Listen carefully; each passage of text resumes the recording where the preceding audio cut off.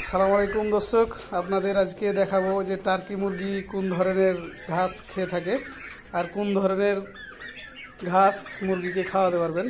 এই দেখেন আমার হাতে একটা সবুজ ঘাস। এই ঘাসগুলো অনেক নরম হয়ে থাকে, এই ঘাসগুলো অনেক খাবার খায়।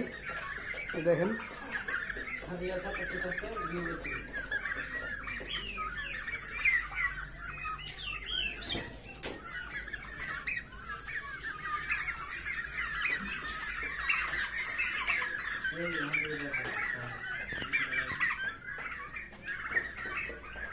এই ঘাসগুলো খাই ভালোই।